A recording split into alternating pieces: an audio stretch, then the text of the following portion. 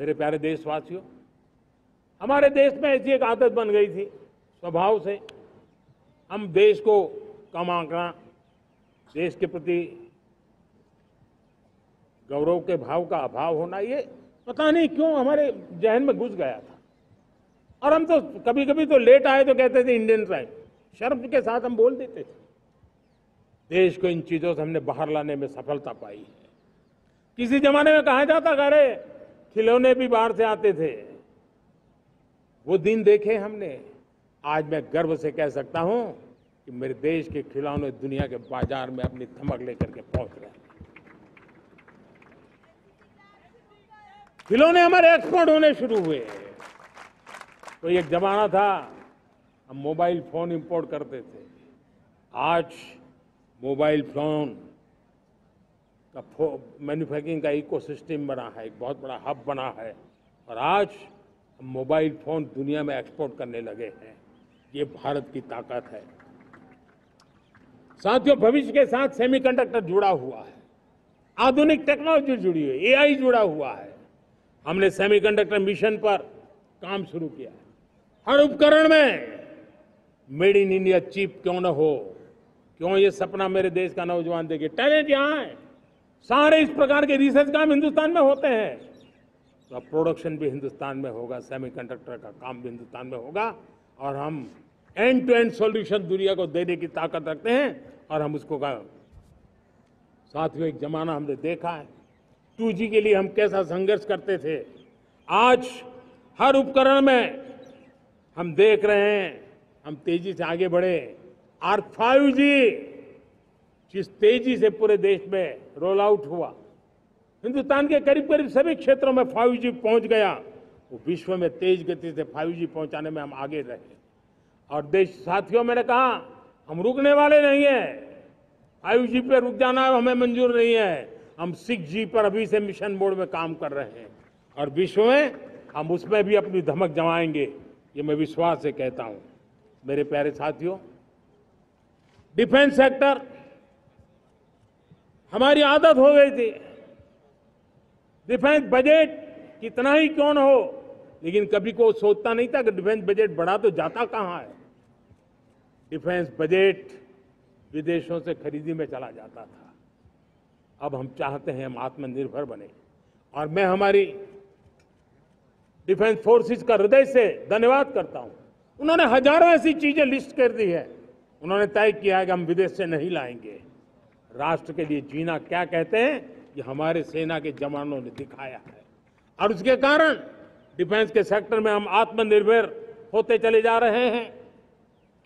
आज defence manufacturing में भारत की पहचान बनी है, और मैं आज खुशी से कह सकता हूं कि जो देश कभी डिफेंस की हर छोटी मोटी चीज बाहर से लाता था, आज धीरे धीरे दुनिया के कई देशों में हम जो डिफेंस के इक्विपमेंट मैन्युफैक्चर कर रहे हैं वो हम एक्सपोर्ट करने लगे हैं। दुनिया में डिफेंस हब, मैन्युफैक्चरिंग हब के रूप में हम धीरे धीरे उभर रहे हैं। हम मैन्युफैक्चरिंग क्षेत्र को बढ़ावा देना चाहते हैं, क्योंकि रोजगार के लिए सर्वाधिक आवश्यक है। आज PLI स्कीम को बहुत बड़ी सफलता मिली है। FDI रिफॉर्म्स, उसने भी हमें बहुत बड़ी ताकत दी है। MSMEs को बहुत बड़ा बल मिला है, नई व्यवस्थाएं विकसित हुई है, और उसके कारण हमारा मैन्युफैक्चरिंग सेक्टर, हम दुनिया का एक मैन्युफैक्चरिंग हब बने। जिस देश के पास इतनी नौजवान शक्ति हो, जिस देश के अंदर ये सामर्थ्य हो, हम मैन्युफैक्चरिंग की दुनिया में भी इंडस्ट्री 4.0 में हम बहुत बड़ी ताकत के साथ आगे जाना चाहते हैं। और इसके लिए आवश्यक स्किल डेवलपमेंट, उस पर भी हमने बल दिया है, और स्किल डेवलपमेंट में भी हमने नए मॉडल तय किए हैं। हमने जन भागीदारी को जोड़ा है, ताकि तुरंत रिक्वायरमेंट के अनुसार स्किल डेवलपमेंट हम कर सके।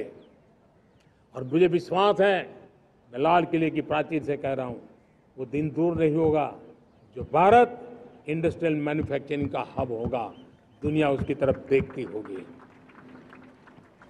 आज विश्व की बहुत बड़ी कंपनियां भारत में निवेश करना चाहती हैं। ये चुनाव के बाद मैंने देखा, मेरे तीसरे कार्यकाल में जितने लोग मुझसे मिलने के लिए मांग कर रहे हैं वो ज्यादातर निवेशक लोग हैं, विश्व भर के निवेशक हैं, वो आना चाहते हैं, भारत में निवेश करना चाहते हैं। ये एक बहुत बड़ा गोल्डन अपॉर्चुनिटी है।